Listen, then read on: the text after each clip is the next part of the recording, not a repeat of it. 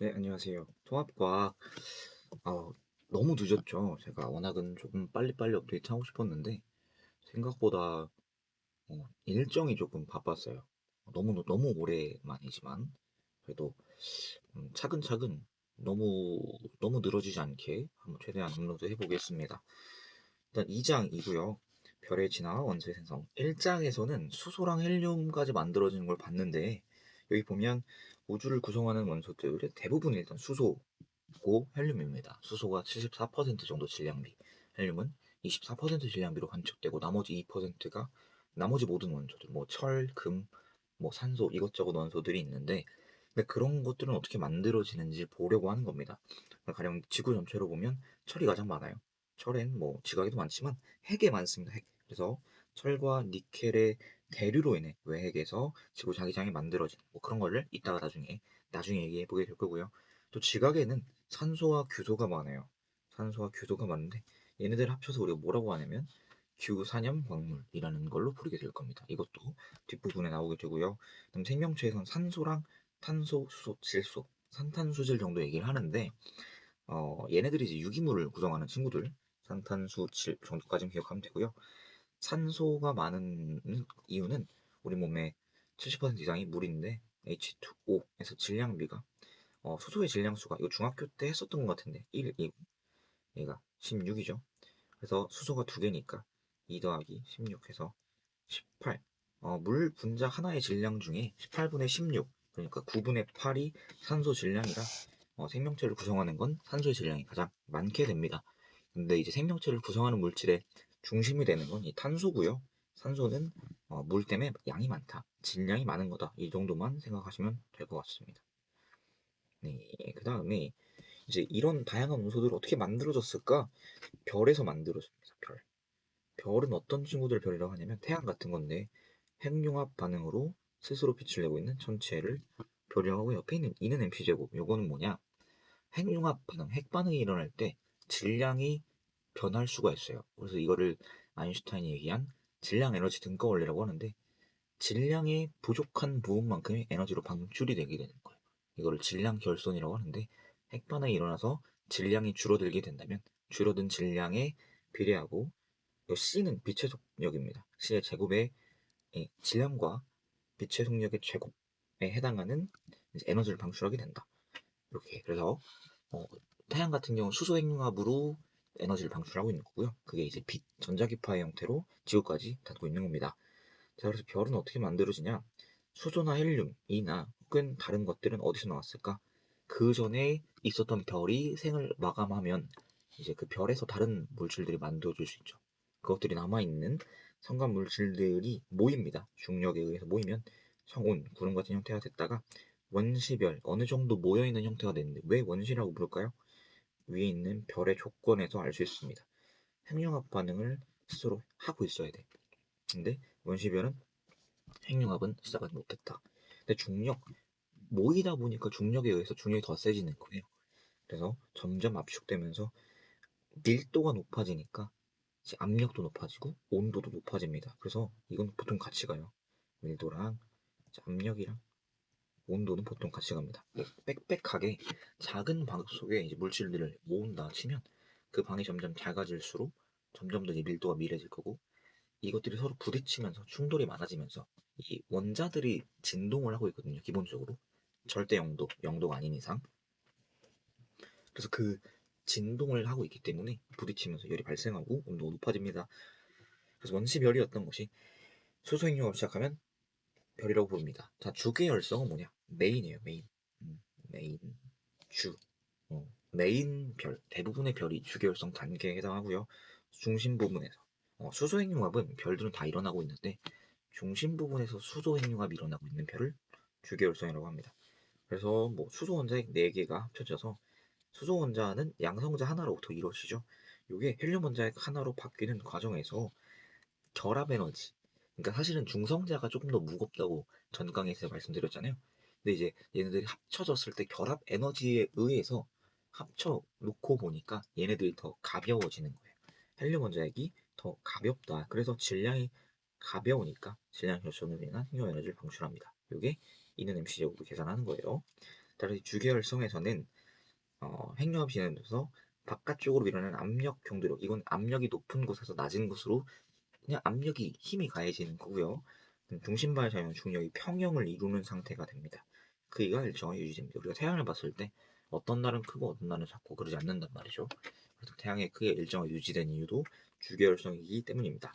수명의 대부분을 차지해요. 그러니까 나중에 지구과학에 관심 있으신 분들은 어, 연소를 강하게, 온도가 높아서 연소를 강하게 하고 있을 때는 질량이 빨리빨리 줄어들어요. 핵반응이 빠르니까 에너지를 많이 방출하면서 수명이 금방 죽어요. 그러니까 운동선수 같은 사람들이 수명이 조금 짧다고 하잖아요. 에너지를 이제 젊었을 때 많이 폭발적으로 쓰니까 나중에 이제 나이가 들었을 때 건강 문제가 좀 생기는 그런 것처럼 에너지를 많이 방출하고 있을 때는 수명이 짧게 되고요. 주계열성 같은 경우는 수소핵융합, 그러니까 가장 낮은 온도에서 일어나는 핵융합이기 때문에 에너지를 적게 방출하고 그러다 보니 수명이 깁니다. 그러니까 얇고 길게 사는 거죠. 그런 느낌이에요. 수명을 대부분 차지합니다. 이거 지구과학 때 다시 한번 나오게 되고요. 주계열성 단계가 끝나고 나서는 별이면 주계열성 단계는 무조건 거치고요. 그 다음에 질량에 따라. 그래서 별의 운명을 결정하는 가장 중요한 양은 질량입니다. 태양이랑 비슷하게 되면 주계열성 다음에 적색 거성 단계 커지는데 빨간색이에요. 우리가 지난번에 스펙트럼 얘기하면서 빨간색 쪽은 표면 온도가 낮은 쪽이에요. 그러니까 태양보다 표면 온도는 낮아지게 되는 거예요. 왜 그럴까요? 부피가 커지기 때문이에요. 중심에서 방출되는 에너지가 표면까지 오면서 온도가 그렇게까지 높아지지 않아서 빨간색으로 큰 적색 거성을 보이게 됩니다. 그 다음 단계는 행성상성운과 행성상성운을 테두리에 남기고 중심에는 백색 외석이 남게 됩니다. 그래서 주계열성이 끝났다는 건 중심에서 수소핵융합이 끝났다는 거고, 그럼 헬륨이 쌓여 있겠죠. 근데 헬륨 핵융합은 시작을 아직 못해요. 수소는 1000만 켈빈, 켈빈은 뭐 도시랑 비슷한 겁니다. 그래서 1000만 켈빈이 되지만 헬륨은 1억 켈빈이 돼야 돼요. 물론 고압에서. 근데 안 되니까 핵융합이 종료되면 이거 핵융합 때문에 뭐가 발생하는 거였냐면 압력 경도력이 발생하는 거였거든요. 근데 그게 없어졌어요. 그게 없어지니까 중심으로 끌어당기는 중력은 남아있죠. 중심부로 수축하게 됩니다. 그러면 압력이 높아지니까 또 밀도도 높아지니까 온도가 높아지겠죠. 그럼 뭘 할 수 있을까요? 다시 헬륨 핵융합이 그 전에 이제 이게 뭐냐면 우리가 헬륨층이 있었는데 압력에 의해서 이게 수축되는 거예요. 수축되면서 그 바로 위에 쌓여 있었던 수소들이 같은 높이까지 내려오는 거예요. 근데 온도가 중심일수록 더 높았을 거 아니에요? 이 바깥층에 있었던 수소가 핵융합을 시작합니다. 그러면 바깥층이 팽창하고 팽창했기 때문에 표현 온도가 낮아지는 거예요. 자, 그러면 바깥층에 수소가 핵융합을 시작했어요. 그럼 그게 안쪽으로 압력을 더 주지 않을까요? 그렇죠? 그럼 헬륨이 더욱 압축돼서 온도가 더욱 상승해서 그러다 보면 1억 켈빈까지 올라가서 헬륨 핵융합이 시작됩니다. 이 단계 우리 거성 단계라고 하고요. 적색 거성이든 다른 거성도 이 단계는 들어갑니다. 헬륨 핵융합도 멈추겠죠. 그러면 탄소랑 산소가 쌓일 텐데요. 이 정도 질량에서는 여기서 끝납니다. 그래서 바깥층에 수소가 내려와 핵융합하고 팽창 수축. 근데 이게 어, 중심에서 핵융합이 종료돼서 온도가 낮아져서 내려왔다가 내려온 온도가 높아지겠죠. 바깥층이. 그럼 얘네들이 또 팽창하고 내려왔다가 팽창하고 내려왔다가 팽창하고 이것을 반복하면서 바깥층에 있는 수소 물질들이 바깥으로 떨어져 나가게 됩니다. 그게 행성상 성운이 되고요. 중심은 이제 온도가 올라갈 이유가 없어요. 이제 중력도 줄어들겠죠. 질량을 뺐으니까. 그 눌러주는 압력이 없기 때문에 그냥 온도 높아지지 못하고 중력에 의해서 수축하기만 합니다. 그 상태로 완전 수축해 있는 아주 작은 천체를 백색 외성이라고 해요. 그래서 이 단계에서 별이 죽은 셈이 된다. 얘는 이제 이 상태로 그대로 계속 있는 거예요. 바깥 부분은 이제 성간 물질이 되어 또 다른 별을 만들 수도 있겠죠. 그 다음에 질량이 태양보다 10배 이상, 그러니까 아주 많이 큰 별 같은 경우는 이제 주계열성에서 적색 거성 아니고 초거성. 근데 얘는 그냥 질량이 크다 보니까 훨씬 큽니다. 근데 그러다 보니 어떻게 되냐면 질량이 크니까 중력도 큰 거예요. 그러니까 이 수축하는 힘이 더 센 거예요. 그러니까 온도가 더 높은 데까지 올라갈 수 있는 겁니다. 그래서 아까 말했었던 수축하여 바깥층 가열 요 단계가 반복이 됩니다. 반복이 되고요. 계속 반복되면서 어디까지 가냐? 철까지 갑니다. 헬륨, 탄소, 산소, 규소 뭐 이런 애들이 핵융합되고 철이 막바지 만들어지는데, 근데 철의 특징은 매우 안정하다라는 말로 기억하시면 되고요. 지구과학 하실 분들은 핵자당 결합에너지라는 말, 뭐 물리 하실 분들, 화학 하실 분들, 과탐을 진지하게 하실 분들은 알아두면 좋은데, 그 핵자, 양성자 혹은 중성자, 그 친구들 핵자라고 하는데, 그 친구 하나하나당 가지고 있는 결합 에너지가 높다라는 건 이 원자에게 많은 에너지가 저장되어 들어간다라는 얘기예요. 그래서 결합 에너지가 크다라는 건 철 원자 핵을 만들 때 에너지를 넣어줘야 된다. 에너지를 공급해줘야 된다. 그러니까 흡열 반응인 거죠. 에너지를 흡수하는 반응. 그러니까 주변의 에너지를 흡수하면 주변 온도가 낮아지겠죠. 그쵸, 그쵸. 요거 때문에 우리가 온도가 높아야 핵융합이 일어날 수 있었는데, 철이 핵융합 되면 온도를 낮춥니다. 그러니까 주변 온도가 낮아지는 거예요. 연쇄적인 핵융합이 일어날 수가 없게 되는 거죠. 그러다 보면 중심 핵융합이 중단되고요. 계속 수축하겠죠? 그러면서 뭐 어떻게 할까요? 계속 수축해도 철이 있는 이상 핵융합이 안 돼요. 철이 다음 단계로 넘어가 다른 단계로 넘어갈 때 또 에너지를 필요로 한다. 철이 생기는 순간 에너지 주변 에너지를 흡수하는 거고, 그래서 온도가 낮아지니까 온도가 높아지면 철이 만들어질 거고, 철이 만들어지면 주변 온도를 낮출 거예요. 그러니까 올라갈 수가 없는 거예요. 온도의 벽을 뚫을 수가 없으니까 핵융합이 안 일어나요. 그렇게 되면 계속 수축하고 너무 너무 수축된 거예요. 그래서 너무 수축되다 보니까 너무 가까워져서 얘네들이 초신성 폭발, 아주 세게 눌렀다 보니 오히려 폭발해버리는 상황이 되고요. 그래서 바깥 부분이 날아가고 중심에 중성자별 혹은 블랙홀이 남게 됩니다. 블랙홀은 질량이 아주 큰 친구들, 중성자별은 질량이 그 정도로 크진 않은 친구들이 나타나게 되겠죠. 이 초신성 폭발 시에 철보다 무거운 원소가 이때 만들어집니다. 그러니까 온도가 아주 높겠죠. 그러니까 폭탄이 터지는 건데, 폭탄이 너무 심하게 터지는, 온도가 순간적으로 아주 높아지고 압력이 아주 높아지니까 순간적으로 핵융합들이 일어나 준다. 그러니까 철보다 무거운 건 이때만 생길 수 있다. 이렇게 이해해 주시면 되겠습니다. 그래서 우리가 우리 몸에 철보다 무거운 원소들도 있으니까 우리는 별의 자손이다, 이런 말을 하는 거죠.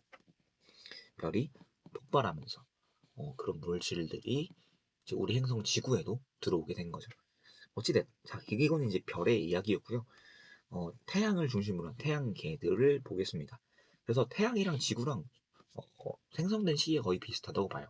그러니까 태양계 성운, 성간 물질들이 뭉쳐서 성운이 되었고, 모이다 보니까, 이게 중력에 의해서 이렇게 모여들다 보니까 한 방향으로 회전 방향이 생겼고, 현재까지도 같은 방향으로 공전을 하고 있습니다.